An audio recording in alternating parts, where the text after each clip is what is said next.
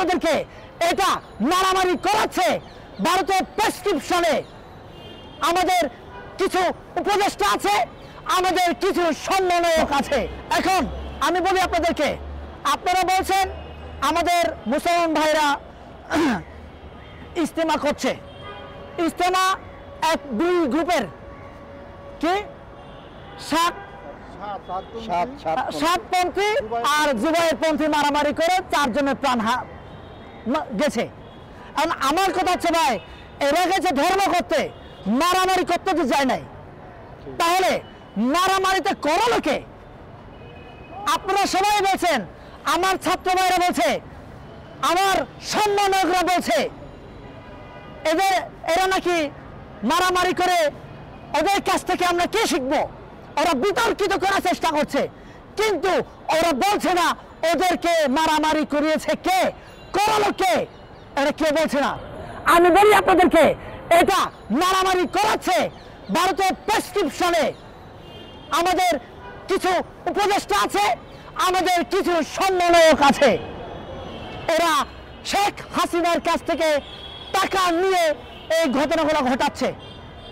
আপনারা জানেন, চিন্ময়কে দিয়ে বাংলাদেশে সংখ্যালঘু খেলা খেলার চেষ্টা করেছে, খেলতে পারেনি, এদের ইস্যু নষ্ট হয়ে গেছে। এখন চেষ্টা করছে মুসলমান যদি দাঙ্গা লাগানো যায় আরেকবার, তাহলে এটা মনে খেলাটা বেশ ভালো জমবে। কিন্তু আমি বলছি, তোমাদের সব খেলা তোমাদের পরিকল্পনার আগেই আমরা জানি।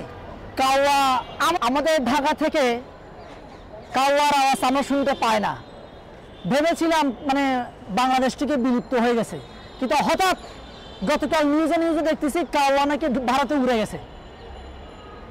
আপনি চিনছেন তো আমাদের কাওয়া কাদের দীর্ঘদিন ধরে বাংলাদেশে, এই 4 মাস বাংলাদেশে ছিল। এখন আমাদের স্বরাষ্ট্র মন্ত্রণালয় বলছে উনি যে বাংলাদেশে ছিলেন এটা জানতেন না। তাহলে আওয়ামী লীগ তো দেশে নাই, শেখ হাসিনা দেশে নাই। শেখ হাসিনা যখন ছিল বাংলাদেশে, ডিজিএফআই, এনএসআই থেকে শুরু করে যত গোয়েন্দা সংস্থা আছে, ইঁদুরের গর্তের মধ্যে লুকিয়ে থাকলেও খুঁজে খুঁজে বের করে নিয়ে আসতো এবং টর্চার সেলে নিয়ে গিয়ে বিম থেরাপি দিত। এখন আমার কথা হচ্ছে, শেখ হাসিনা নাই, এই জন্য কি আমার বাংলাদেশের গোয়েন্দা সংস্থাগুলো কি ঘুমিয়ে আছে নাকি?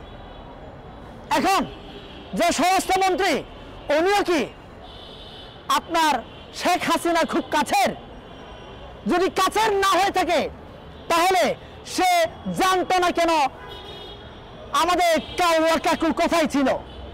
তাকে আপনার নিরাপদে ভারতে কে নিয়ে গেছে? আমরা কি তাহলে আজও শেখ হাসিনার ধারা নিয়ন্ত্রণে আছি? আপনাদের কাছে জানে। এখন আমাদের ওই রকম অলৌকিক শক্তি আমাদেরকে দিয়েছে আল্লাহ। সকল ধর্মের লোক বুঝতে পারে আমাদেরকে উস্কানি দিচ্ছে, এই জন্য আমরা বুঝতে পারি, আমরা ফাঁদে পা দেই না। এখন আমার যে সমন্বয় আছে, 2 জন সমন্বয়ের কথা না বললেই পারছি না আমি। সাজিদ আর হাসনাত, এরা কি আন্দোলন করেছিল? ওরা তো আমাদের হারুন হোটেলে দিব্যি গরুর গোস্ত দিয়ে, খাসির গোস্ত দিয়ে আপনার এসি রুমে ওরা আন্দোলন করেছে। আমার যে ভাইরা রাজপথে হাত হারিয়েছে, পা হারিয়েছে, অঙ্গহানি হয়েছে, এরা কোথায়?